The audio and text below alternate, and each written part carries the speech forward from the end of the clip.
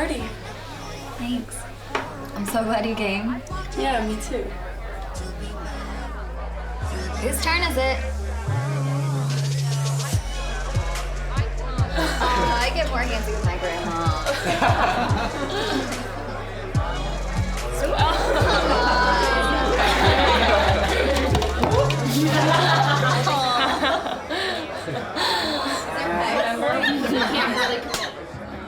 I thought it was really interesting how they highlighted the friend, like, realizing, like, oh, damn, like, I gave her my keys, like, I can't, if I leave now, like, I just stormed out, made my, like, big thing, stormed out, now I have to, like, go back with my tail in between my legs, like, and then she gets this opportunity to, like, kind of eavesdrop, which is not great, but like a moment for her friend and choose to like put aside everything she had just said and like be there and show up and put aside like her feelings of like hurt or feelings of not understanding or whatever else and like really show up. And like I thought that in a younger setting was really interesting. It seemed more like the friend wished she'd known sooner because it seemed like she was more frustrated at the lost time they could have spent together. I thought that was very interesting that that character, the friend, ended up showing that prejudice because the second that I saw her on the screen with like that septum piercing and that high neck turtleneck with those sleeves, I was like, oh, this one's the gay character, you know?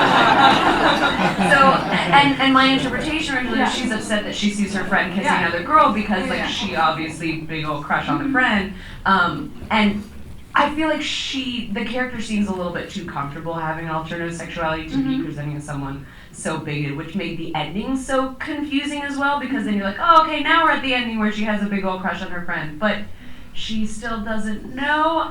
Just the way that the character was acting, the way the character were presenting, we're telling two totally different stories, I felt. I felt like they were all UCLA students, college students, when I really feel this should have been teenagers and a much younger group at that party, because college students aren't really doing spin the bottle. I didn't know which character's story it was. Oh, I would have preferred if it focused on one of the two. It kind of bounced back and forth, and I could have dealt with both. It would have just needed to been fleshed out a little bit more, and I didn't know if it was a drama or a comedy.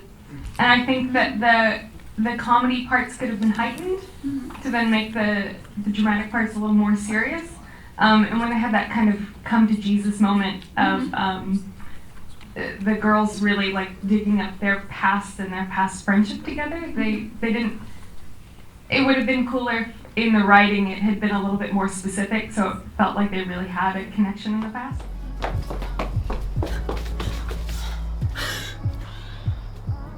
Wow. Yeah, wow. Hi, I'm Julia Ingley, and I directed Now I Know. What? It's just a game. This was set in a high This school isn't like you. party.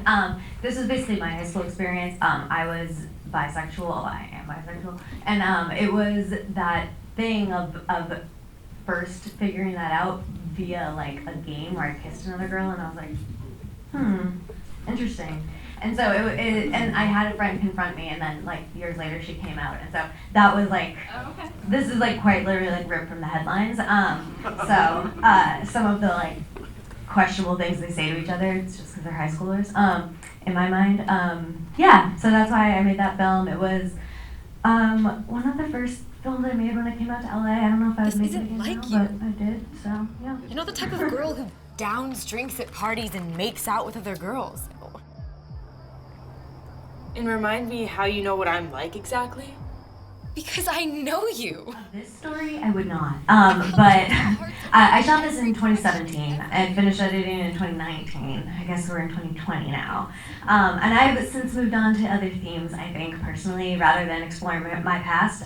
But I think most films I make, it's because I want to make a longer film of it later, like a lot of filmmakers. How long did this project take? Start to end of filming, and then how long did the editing take? I made this while I was at UCLA getting my MFA, which I'm done with now. So this is my first film there. Thank you. So we write it over the course of like, I don't know, 10 weeks. You film it over the course of 3 days. Yeah, 3 overnights in the valley. And then it probably didn't take me that long to edit, but I like abandoned it for a while and then like came back like a year later and was like, all right, let's get it off the hard drive. Yeah.